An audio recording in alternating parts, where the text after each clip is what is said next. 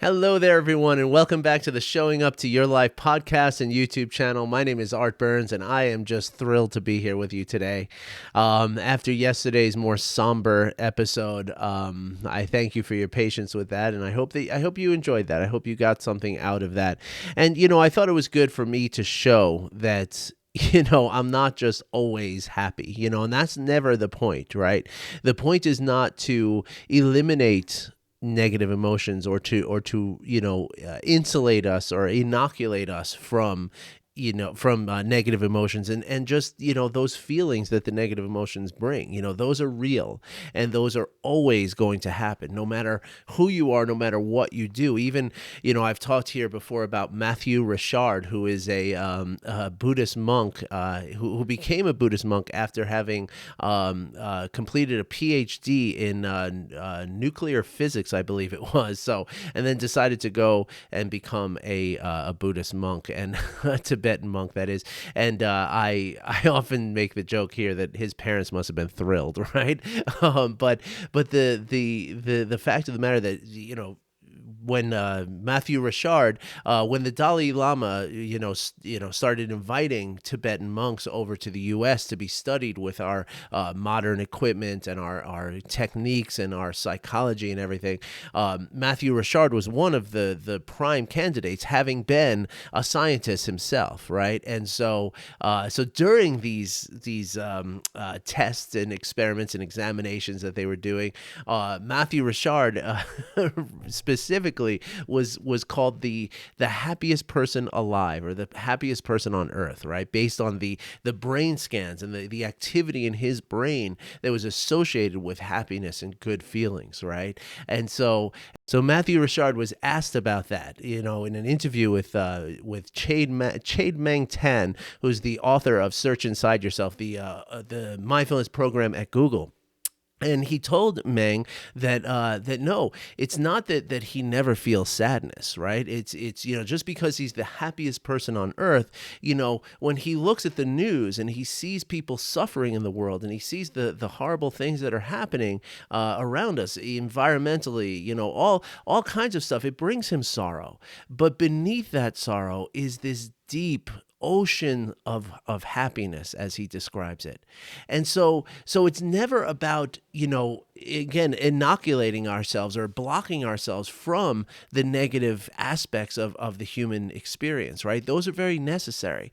But the idea is to be happy in spite of those things, right? And to deepen the happiness. And so that's where I come to you from today, right? That yesterday I was feeling very, very somber about this thing that happened, and it's not gone. Right? It's still in me. I'm still feeling it. I'm still thinking about it. I'm still grappling with it, right? But it's not going to make me unhappy, right? There's always this well, this depth, this ocean of happiness that lies beneath all the troubles of the world that I see and all the sadness that I experience.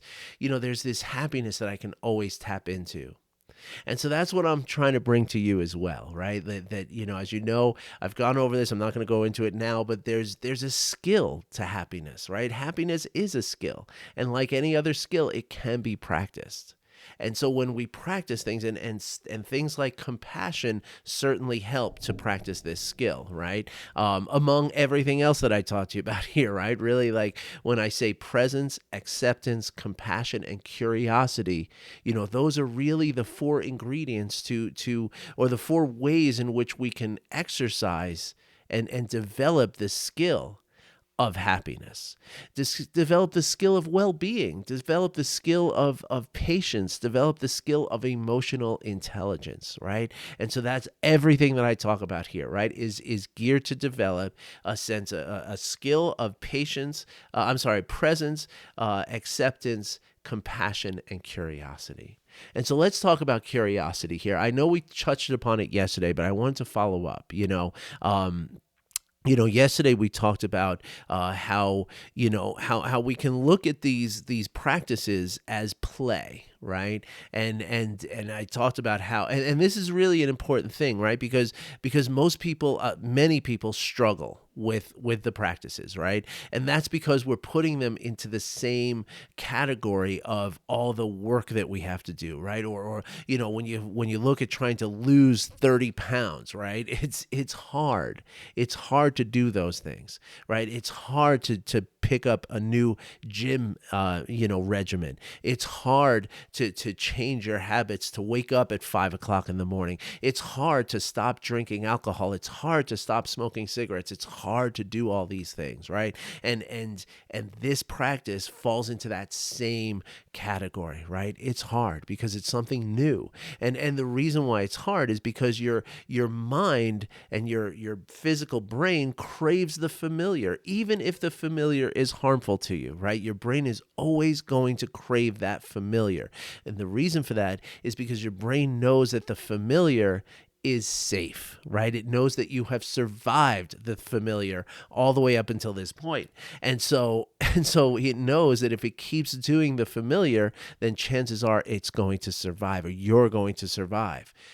So that's why it's hard. That's what's creating the blocks in us, right? So when we can turn it around and make it about play is never hard.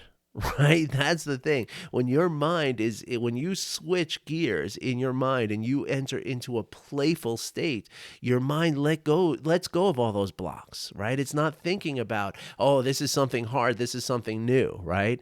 And this applies to everything in our lives, right? Like if you're having if you're starting a new gym membership, if you're starting a new diet, if you're starting a no alcohol, thing for yourself, or you're trying to quit smoking, right? You can trick your mind by telling it that this is fun, this is exciting, this is easy. Right? I have a friend who's a psychologist, and he actually, he's also a coach, and he actually assigns his clients to do that, to say, like, when you're trying to do something that you're finding hard, go ahead and repeat those phrases over and over again. This is fun. This is easy. This is exciting. This is fun. This is easy. This is exciting. Right? Because when you do that, you open your mind up to welcome the things that you're trying to do, right? Because it's fun, it's exciting, and it's easy. And those are all things that are very approachable for us, right? And so again, I'm talking about in the context of the practice, right? But this also applies to all areas of our lives. Like, I have a personal story for you, okay? So lately I've been trying to transition into waking up at 5 a.m. to do work, because a lot of times I get appointments booked throughout the day, and sometimes it's like back to back to back to back. So when am I recording this video? When am I sending emails to people? When am I, conceptualizing new programs and things like this, right? I need time to do that. So the way that I've created that time is to wake up at 5 a.m. Well, last night, and life happened, right? And I have a 12-year-old daughter who was not feeling well. And so at 1 o'clock in the morning, I was awakened to her crying by the side of my bed, needing my help. So of course, I'm not going to sit there and tell my daughter, oh, too bad, I got to wake up at 5 a.m. to record a video. You're just going to have to fend for yourself. Of course not, right? I'm still a dad, right? No matter what my plans are, I'm still this person's father, and this person needs me. And so I spent a couple of hours sitting with her and caring for her. I gave her a little pain medicine because she was, we were at a jump-in, like a trampoline park, yesterday afternoon, and she had some bumps and bruises, and it was really hard for her to, she thought something, more, deeper and more serious thing was happening, so it was scary for her, because she's only 12 years old, right? And so I had to reshuffle things, right? And so now here I am at 2:30 in the morning trying to go back to sleep, knowing that my alarm is going to go off in 2.5 hours, right? And knowing that that's just not going to happen, right? There's no way that I can just get like a couple hours sleep, because then, I might try to be productive, but I'm not going to be here all day, right? I'm not going to have my mental faculty. So So in the past, right, what I would have done was I would have really freaked out about this, right? I would have said, "Oh my gosh, what am I going to do? The whole day is going to be terrible. I'm going to screw everything up. Everybody's going to be disappointed with me. It's all going to fall apart on me," right? That would be the sense. And then of course at that point, I would be awake and awake and awake, right? I wouldn't fall asleep for hours at that point, probably not at all, and then get up at 5 a.m. and just be, just again holding that, like, oh my gosh, what's going to go wrong? Everything's going to be bad today. This is going to be terrible, terrible, terrible. I got to do a meditation later. How am I going to do that? I'm going to be shot. Oh my gosh, oh my gosh, oh my gosh, right? And so if we assume those things, because that's what my mind is doing in that time, right? My mind is assuming that certain things are going to happen, right? My mind is assuming this story that it's telling is going to come out to be true, right? So what I can do then, and what I did last night, and what I invite you to do in similar circumstances, is employ curiosity, right? Because as soon as we employ curiosity, right, number one, it makes it more playful, right? Because curiosity is something that, it's like experimentation, it's learning, it's exciting, right? It's fun, right, to be curious about something, because you're going to learn something. It's exciting. Like, oh my gosh, what's it going to be? Right? And it changes the whole thing. But most importantly, what it does is it opens you up to all kinds of potentials, right? So instead of having this story of saying, this is going to happen, then this is going to happen, then this is going to happen, and then I'm going to lose clients, and I'm not going to do my meditation tonight, and I'm going to be a failure, and everything's going to fall apart on me, right? Instead of telling that story, now I can ask some questions, and I can say, I wonder what's going to happen. I wonder what's going to happen if I just send an email and cancel my first meeting, which was an optional thing anyway. It wasn't with a client or anything. I never cancel client meetings. I always show up for my people, but it was an optional thing. So what happens if I just cancel that and see what goes on? Well, what happened after that was that that was a 5 a.m. That was actually a 5:30 a.m. meeting that I had with a couple of people. And I felt bad about missing it rather, but things happen, right? And that was, again, it was an optional thing. It wasn't like I was, it wasn't that important that I was there, But then lo and behold, my 10 o'clock appointment rather got canceled as well. Right? I had no way of knowing that was going to happen. I had no reason to assume that was going to happen. But because I was curious and I didn't freak out, right? I was able to say, I was able to allow things to arise. And lo and behold, this meeting got canceled. That meeting was 2 hours long. So now all of a sudden I have plenty of time to do the things I have to do. And this is what I'm doing, right? And now so I still have a couple of back-to-back meetings, and I'm curious to see how it's all going to unfold. It's really exciting to me to see how this is going to unfold.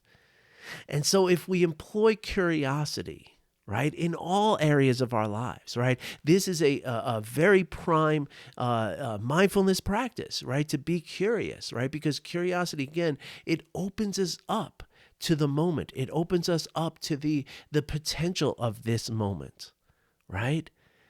And this moment is the only moment there ever is, right? There's no such thing as 4 o'clock this afternoon right now, right? Because even though I think I have an appointment at 4 o'clock in the afternoon, well, just like my 10 o'clock appointment, maybe it's not going to happen, right? Maybe it will, maybe it won't, right? But there's no need for me to be worried about that right now. Let me be curious about what is going to happen in between now and then, and see what occurs at 4 o'clock.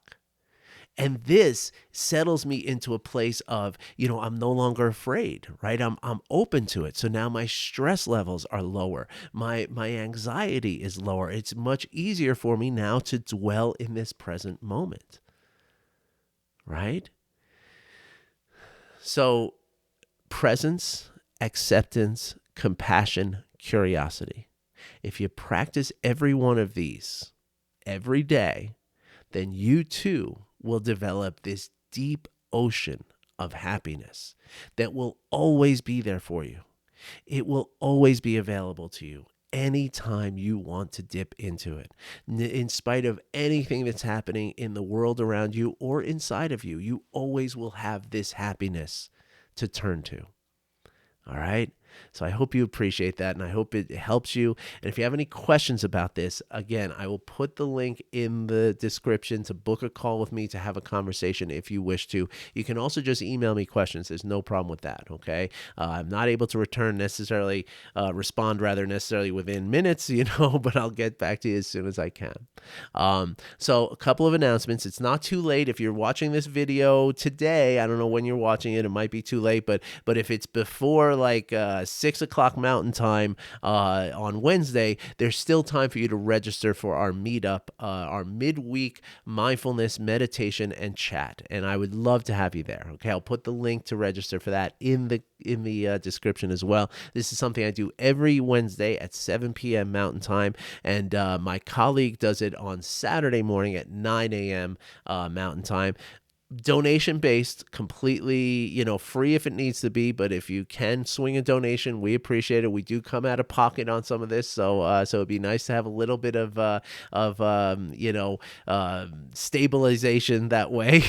So if you're open to donating, great. If you're not, that's okay too. We just want to help people. So if you're available for this, every Wednesday and Saturday we do this. It's a wonderful time. It's a wonderful group, and I would love to see you there. All right, everybody. Thanks for watching. Thanks for listening. I'll be back again tomorrow. Take care, everybody.